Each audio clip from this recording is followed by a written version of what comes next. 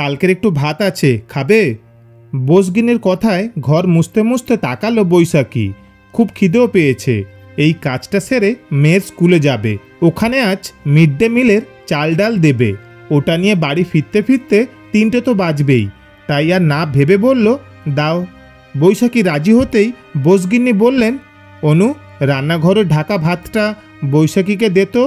এ বাড়িতে বোসগিন্নি মানে মাসিমা, ওনার ছেলে আর ছেলের বউ, এই 3জনই থাকে। সকাল থেকেই কম্পিউটার নিয়ে বসে থাকে ছেলের বউ। গত বছর লকডাউন থেকে ঘরে বসেই কাজ করছে। প্রথম দিন যখন কাজ করতে আসে তখন থেকেই অনুকে খুব চেনা মনে হয়েছিল বৈশাখীর। ছোটবেলা স্কুলের এক বন্ধু অনুস্মৃতির সাথে খুব মিল, কিন্তু জিজ্ঞাসা করতে সাহস হয়নি।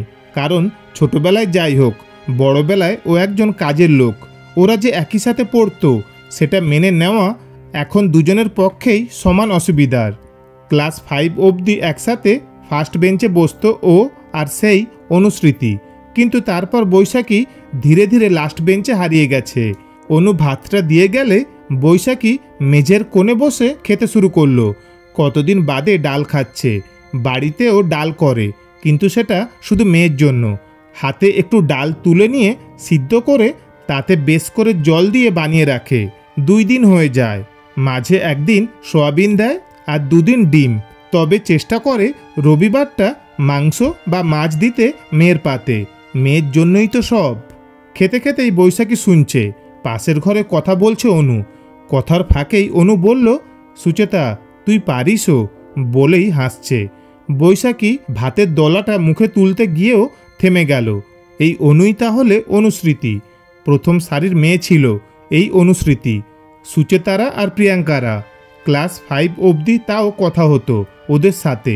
আসলে তখনও বৈশাখীদের অভাবী সংসারের ছায়া ওর পড়াশোনার উপরে পড়েনি।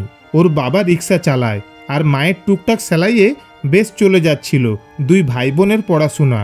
বৈশাখী ক্লাস 6-এ উঠতেই অ্যাক্সিডেন্টে বাবার এক পা বাদ চলে যায়। সেই থেকে ওদের 2 ভাই বোনের জীবনেও বাদ পড়ে গেছিল অনেক কিছু।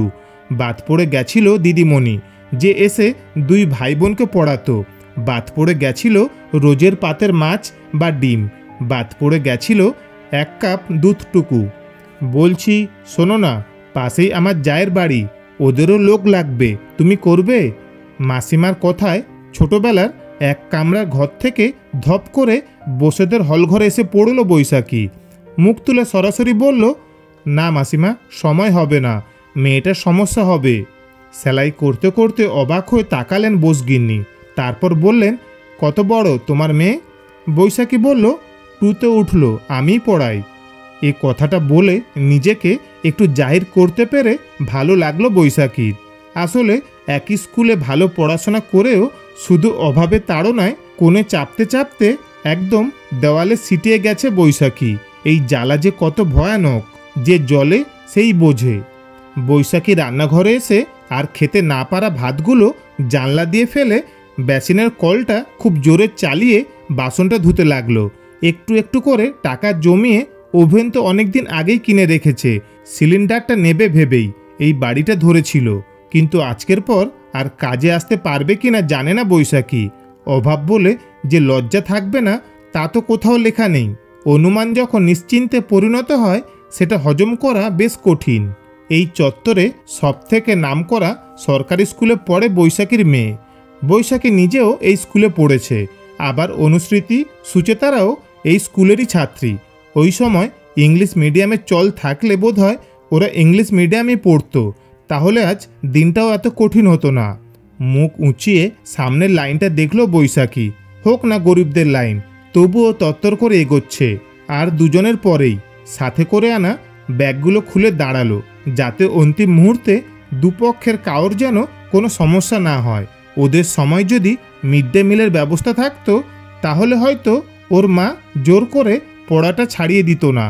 দুমুঠো খাবারের লোভে ঠিক ঠেলে পাঠাতো মেয়েকে। আজও মনে পড়ে বাবা বাড়িতে বসে যেতেই কি অবস্থা হয়েছিল পরিবারটার। 2 ভাই বোনের পড়াশোনা, খাওয়া, ওষুধপত্র। মা বৈশাখীকে স্কুল ছেড়ে দেওয়ার জন্য বলেছিল, যদিও ভাইয়ের পড়াশোনার উপরে মায়ের অত রাগ ছিল না। হয়তো বিশ্বাস ছিল এই ছেলেই একদিন সংসারে রূপ ফেরাবে। পড়া ছেড়ে দেওয়ার প্রস্তাব একেবারেই মেনে নেয়নি বৈশাখী। তখন ক্লাস 7। সকালে মায়ের সাথে দুবারই কাজ করে বাড়ি আসতো। মা ততক্ষণে আরও কাজ করতে যেত। বাড়ি ফিরে রান্না সেরে নিজে খেয়ে ভাইকে খাইয়ে তবে স্কুলে যেত। মায়ের কাছে এই শর্তেই পড়াশোনাটা চালিয়েছিল যে কাজ করে তারপর স্কুলে যাবে। স্কুল থেকে ফিরে এসে আবার ঘরের কাজ করত। ততক্ষণে মা বসে যেত সেলাইয়ের কাজে। এভাবে পড়াশোনা সামলে গেছিল বৈশাখী। এভাবে সত্যি সামলানোই হয়, পড়াটা করা হয় না। মেয়ের স্কুল থেকে বাড়ি ঢুকে বৈশাখী দেখল মেয়ে না খেয়ে বসে আছে তখনও। তাড়াতাড়ি হাত মুখ ধুয়ে মেয়েকে নিয়ে আগে খেতে বসলো। অনারম্ভর খাদ্য তালিকায় ছিল ভাত, ডাল আর আলু মাখা। মেয়ের পাতে অবশ্য একটা সাদা ডিম সেদিন অতিরিক্ত। খেয়েই মেয়েকে শুতে বলে বৈশাখী আবার বেরিয়ে গেল কেরোসিন তেল তুলতে। সেখানে গিয়ে জানতে পারল পাশের পাড়ায় এক বাড়িতে রান্নার লোক লাগবে, মাথাপিছু 500 করে দেবে। মনে মনে ঠিক করে নিল ও অনুশ্রীতিতে বাড়িটা ছেড়ে দেবে। সাথে যদি এই রান্নার বাড়িটা হয়ে যায় আর চিন্তা থাকবে না। ধীরে ধীরে রান্নার কাজে ঢুকে যেতে পারলে সম্মানটাও বাঁচবে। মায়ের কাছে সেলাইটা যদিও সে সময় শিখে নিত। মা অনেকবার বলেছিল পড়াশোনা ছেড়ে সেলাইটা শিখে নিতে। জেদ করে পড়াশোনাটা করতে গিয়ে সেটাও ঠিকঠাক হলো না। লাইনে দাঁড়িয়ে বৈশাখী তাকালো বিকেলের বৈশাখের আকাশের দিকে। কি সাংঘাতিক গরম পড়েছে আজ, বড্ড গুমোট। ঝড় আসবে মনে হচ্ছে। বৈশাখ মাসকে চেনা খুব কঠিন। কখনো খুব গরম, কখনো শিরশিরানি ঠান্ডা, কখনো রোদ, কখনো ঝড়। কিন্তু সবকটার ভূমিকাই বড্ড মারাত্মক। সেটার প্রমাণ তো বৈশাখী নিজেই। বৈশাখ মাসেই জন্মেছিল বলেই না গরিবের ঘরে নামের এত ঘন ঘটা। বাবা মা শখ করে বৈশাখী রেখেছিল। সেই থেকেই আলো আধারে জীবন কাটাচ্ছে ও। ভেবেই মুচকি হাসল ও। কি যে আজ সারাদিন ভেবে চলেছে।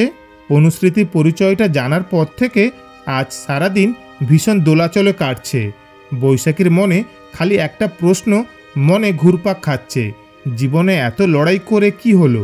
সেই তো আজও একই রূপ। গরিব বাবা মায়ের সন্তান হওয়ার অনেক জ্বালা, সেটা বৈশাখীর থেকে কেউ ভালো জানে না। যখন অনুশ্রীতিদের প্রতিটা বিষয়ে টিচার ছিল তখন শুধু একটা অঙ্কের টিচারের কাছে পড়ে সেকেন্ড ডিভিশনে মাধ্যমিক পাস করেছিল বৈশাখী। সেই দিন থেকে বিচার করলে অনুশ্রীতিদের থেকে অনেক ভালো ছিল পড়াশোনায় ও। মাধ্যমিক পাস করে যখন স্বপ্নগুলো টকবক করে ফুটছে কলেজ, ইউনিভার্সিটি এসবের স্বপ্নে মশগুল, তখনই ভাগ্য আরেকবার মনে করিয়ে দিল গরিবদের স্বপ্ন দেখা বারণ। হঠাৎ করেই মায়ের স্ট্রোক হলো। খুব মারাত্মক কিছু নয়, তবে ডাক্তার পুরোপুরি বিশ্রাম লিখে দিয়েছিলেন। বাবা মা যখন দুজনে বিশ্রামে চলে যায়, বাড়ির বড়োর উপরেই সব দায়িত্ব এসে বর্তায়। রাতারাতি একটা কারখানায় কাজের ব্যবস্থা হয়ে গেছিল ওর। আর ওখানে কাজ করতে করতেই সুবিমলের সাথে আলাপ। বৈশাখী বুঝেছিল ও নিজেই নিজের বিয়ের ব্যবস্থা না করলে ওর এ জন্মে বিয়ে হবে না। বিয়ের পর বছর ঘুরতেই মেয়ে পেটে এসে গেছিল, তাই তখন কারখানার কাজটা ছেড়ে দিয়েছিল। বিয়ের পর 3টে বছর বেশ ভালো কেটেছিল ওর। সুন্দর মুহূর্ত সেসব। অস্থির সময়ে দাঁড়িয়ে ফেলে আসা সুন্দর মুহূর্তগুলোও যেন মন ভালো করতে পারে না। মনে খালি একটাই কথা কাঁটার মতো খচখচ করছে, অনুশ্রীতিদের বাড়ি। মাথা নাড়িয়ে নিজেই নিজেকে দৃঢ় গলায় বলল, বৈশাখী কাল গিয়েই বলে দেবে ওই বাড়ির কাজ ও আর করবে না। গরিব বলে নিজের সম্মান নিয়ে ছিনিমিনি খেলতে ও পারবে না, প্রাণ থাকতে তো নয়ই। অনুশ্রীতিদের বাড়ির এঁটো বাসনগুলো কলপাড়ে নিয়ে যাওয়ার সময়ই বৈশাখী শুনল ব্যাগের ভিতর থেকে ফোনটা বাজছে। এটা মেয়ের কাছে বাড়িতে রেখে আসে, কিন্তু আজ নিয়ে এসেছে। বোসদের বাড়ির ফোন নাম্বারটা নিয়ে যাবে বলে। রাতে ফোনেই জানিয়ে দেবে কাজটা ও আর করবে না। আজ আবার মাসিমা বাড়ি নেই, ভাগ্যিস ফোনটা এনেছিল, না হলে অত কথা অনুশ্রীতির সাথে যদি বলতে হতো ও ঠিক চিনে ফেলতো আজ। বৈশাখী ছুটে এসে ফোনটা দেখল সুবিমল। হাতটা জামায় চেপে চেপে মুছে ফোনটা ধরতেই সুবিমল বলল, কাজ করবে না বলে দিয়েছ, কাজটা ছেড়ো না। সুবিমলের গলার উত্তেজনাতে ভয় পেয়ে গেল বৈশাখী। কাল রাতে সুবিমলকে সব বলেছে, তখনও না করেনি। বৈশাখী কাঁপা কাঁপা গলায় বলল, কি হয়েছে? সুবিমল বলল, 2 মাসের জন্য কারখানা বন্ধ করে দিল। কিছুদিন ধরেই চলছিল, দুই মালিকের ঝামেলা, তাও আমরা ঘেরাও করে বসে আছি। পুলিশও এসেছে, জানি না কি হবে। কি বলে লোকটা? কাজ চলে গেলে কি করে সংসার চালাবে? 6,000 টাকা মুখের কথা। অনুস্মৃতিদের বাড়িটা না ছাড়লেও ও সামলাতে পারবে না। বাড়ি ভাড়া, লাইটের বিল, সুবিমলের প্রেসারে ওষুধ, বৈশাখীর থাইরয়েড, মেয়ে স্কুল, খাওয়া দাওয়া ভেবেই অস্থির লাগছিল বৈশাখীর। অন্ধকার হয়ে এলো চারপাশ। দাঁড়িয়ে থেকে থেকে বসে পড়ল বোসদের বারান্দায় সিঁড়িতে। ততক্ষণে বাড়িতে অচেনা রিংটোনের আওয়াজে কৌতূহল বশতই বারান্দায় এসে দাঁড়িয়েছে অনু। বৈশাখীকে ওরকমভাবে বসে পড়তে দেখে ছুটে এসে বলল, কিছু হয়েছে? বৈশাখী বিড়বিড় করে বলল, জল। দৌড়ে জল এনে ওর মুখের সামনে ধরে অনু বলল, হাঁ কর। বৈশাখীও হাঁ করে অনেকটা জল খেতেই অনু হাতে করে জল নিয়ে ওর মুখে থুপে দিল। তারপর উঠিয়ে নিয়ে সোফায় বসিয়ে বলল, কি হয়েছে আমায় বলতে পারিস। দুঃখের সময় মানুষ বোধ হয় এরকমই কোনো আশ্রয় চায়, যে নিজে থেকে আশ্রয় দিতে আসে। তখন মনে থাকা সব লজ্জা, রাগ, না পাওয়াগুলো আপনেই ম্লান হয়ে যায়। বৈশাখী বলল, বরের কারখানাটা বন্ধ হয়ে গেল রে। অনু বলল, তো অন্য ব্যবস্থা হবে, তোর মতো মেয়ে ভেঙে পড়েছে। বৈশাখী হাউ হাউ করে কাঁদতে লাগলো, আর পারছি না, সেই ছোট থেকে লড়াই করে চলেছি। এটুকু বলেই থমকে গেল বৈশাখী। এতক্ষণে খেয়াল করলো নিজেদের অজান্তেই দুজন দুজনকে তুই বলে চলেছে, আবেগ থেকেই হয়তো। হায় ভগবান, এটাই হওয়ার বাকি ছিল। কোনো রকমে ওঠার চেষ্টা করলো বৈশাখী। অনু বলল, আর একটু বস। বলে অনুও খেয়াল করলো ও বৈশাখীকে তুই করে বলছে। প্রথম দিনই চিনতে পেরেছিল ওকে। কিছু মানুষ একই রকম আদলেই কৈশোর যৌবন কাটিয়ে দেয়, বৈশাখীও সেরকমই। ক্লাস 5 অবধি কাছের বন্ধুদের একজন ছিল ও। তারপর সময়ের সাথে সাথে তা বদলে গেলেও ভুলে যায়নি অনু ওকে। স্কুলের বন্ধুর গন্ধটাই হয়তো এরকম, ওদের সাথে মিশতে বা কথা বলতে গেলে পরিচয়ের দরকার হয় না। হয়তো ওই বয়সের সরলতা থেকেই এই আন্তরিকতাটুকু জন্মায়। অনুস্মৃতি নিশ্চিত এরকম যদি অন্য কোনো কাজের লোকের হতো, ও খুব বেশি হলে 1 গ্লাস জল দিত। অনুস্মৃতির সামনে দাঁড়িয়ে বৈশাখীর চোখে মুখে লজ্জাটুকু স্পষ্ট। অনুস্মৃতি বলল, ছোটবেলাটা খুব সুন্দর ছিল রে, কোনো লজ্জা ছিল না, দূরত্ব ছিল না, কত শান্তিতে কাটিয়েছিলাম মুহূর্তগুলো। মনে আছে তোর ক্লাস 1-এ অনুস্মৃতি বৈশাখীকে ছাড়া চলতোই না। হয়তো পরিস্থিতিকে হালকা করে আরও কাছে আসার জন্য অনুস্মৃতি কথাগুলো বলে চলেছে। মেঝেতে তাকিয়ে আপুস নয়নে কেঁদে যাচ্ছে বৈশাখী। অনু আবার বলল, আমি তোকে শ্রদ্ধা করি যে নিজের পরিবারের জন্য অত ভালো পড়াশোনায় হয়েও সব ছেড়ে এই কাজ করে, তাকে স্যালুট। যদিও কোনো কাজই ছোট না। এবার মুচকে হাসলো বৈশাখী। ওই হাসিতে অপমান করা আর হওয়া দুটোই বোঝায়। সেটা বুঝেও অনুস্মৃতি গায়ে মাখল না, শুধু ছোটবেলাকে ফিরে পেয়েছে বলেই হয়তো মাখেনি। ম্লান শব্দেই বলল, আমার দাদার অফিসে একজন লোক লাগবে, যে ফাইল গুছিয়ে চা করে দেবে, আবার টুকটাক হিসেব রাখবে। এরকম লোক যদি বলিস দাদার সাথে কথা বলবো, 8.5 দেবে।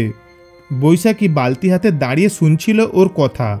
এরকম একটা প্রস্তাব শুনে হাত থেকে বালতিটা নিচে পড়ে গেল। জল চোখে তাকালো অনুর দিকে। অনুও তাকিয়ে আছে বৈশাখীর উত্তরের অপেক্ষায়। বৈশাখী অনুর কাছে গিয়ে হাত জোড় করে দাঁড়ালো। অনু বলল, ছি, ছোটবেলাটাকে এভাবে অপমান করিস না। লড়াই দুর্ভাগ্য সবার জীবনে থাকে।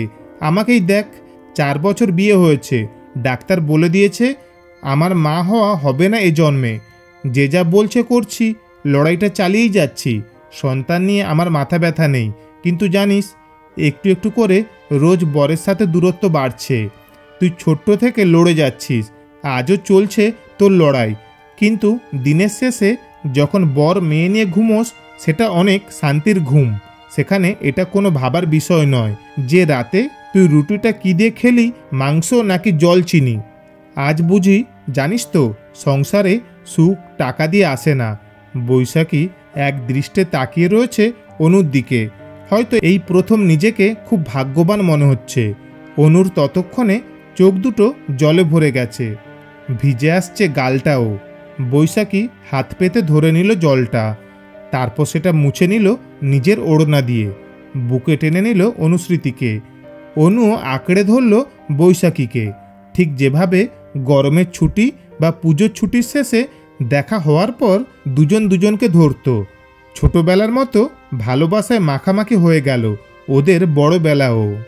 শুনছিলেন আজকের গল্প কোন গোপনে মন পুড়েছে, কলমে অনিন্দিতা মুখার্জি সাহা। ছোট্ট গল্পটি ভালো লাগলে লাইক, কমেন্ট, শেয়ার করতে ভুলবেন না। আর চ্যানেলটা সাবস্ক্রাইব করে আমাদের পাশে থাকবেন। ধন্যবাদ।